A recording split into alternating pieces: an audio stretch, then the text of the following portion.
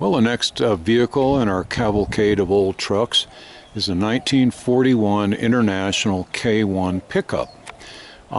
This beast was sitting out in an open field up in Deming, New Mexico for years and years, but because of the dry climate, really not a trace of rust anywhere on it. The metal is, I'd say, thicker than most vehicles I've ever seen. It's rock solid. Internationals were made mostly for farmers and for work use, and therefore extremely heavy duty. I just love the lines on this truck. It reminds me sort of a 40 Ford or one of those old 1940 Willis gassers that you'd see sometimes at the drag strip. All of the seams have been filled and molded, so the body just flows together. The hood, although it's two-piece, appears to be one piece. It's got a really neat windshield. It reminds me of some sort of military vehicle. It just had a steel grill, so I wrapped aluminum strips around the grill to make it shiny and kind of spruce up the front end a little bit. Just simple headlights.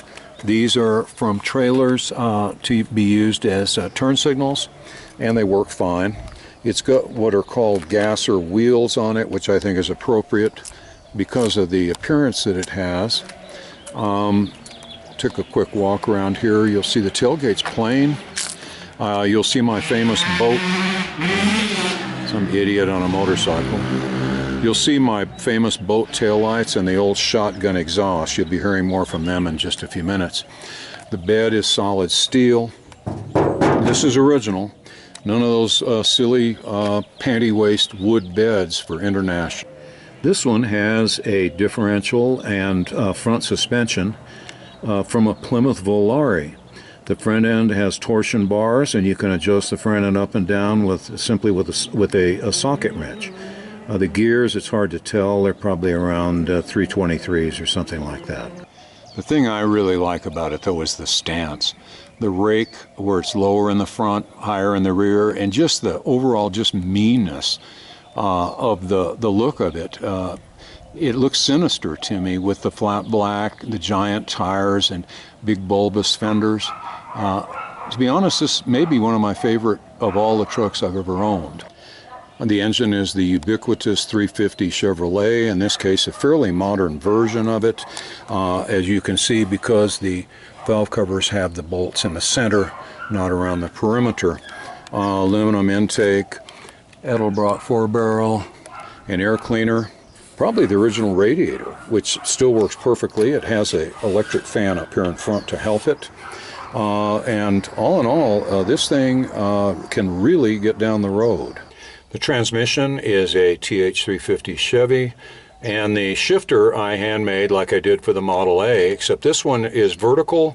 It features a Burns-O-Matic handle with a push button to lock out reverse and park, and also some little spaceship fins that go down into those notches and help you pick each one of your gears. So once you're in gear, those notches keep you there.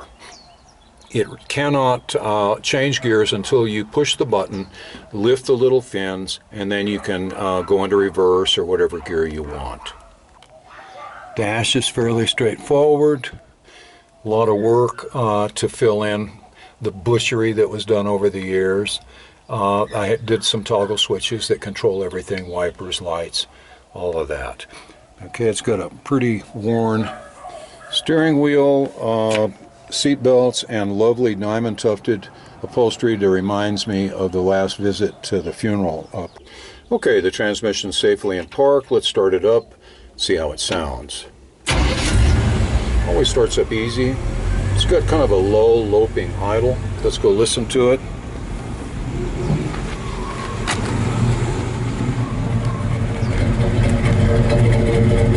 The lovely tones.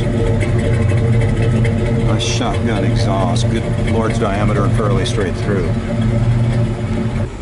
Okay, looks like everything's operating well. Let's go take it for a ride out in the country.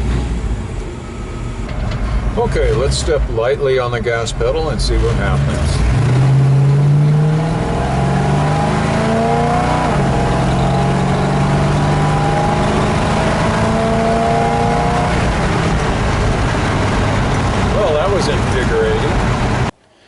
As you can see, the interior is not particularly luxurious.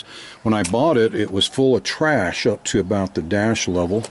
But for such an old and kind of sinister looking beast, this thing has power brakes with disc brakes in the front, power steering, tilt wheel, all the amenities, okay, in a sort of a unsuspecting package. Well, that's about it for our tour of the 1941 International pickup. Hope you enjoyed it.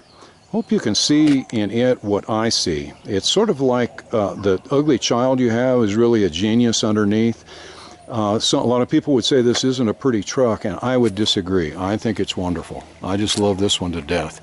Okay, so thanks for joining me, and we'll see you again in future videos. Meanwhile, goodbye and good luck.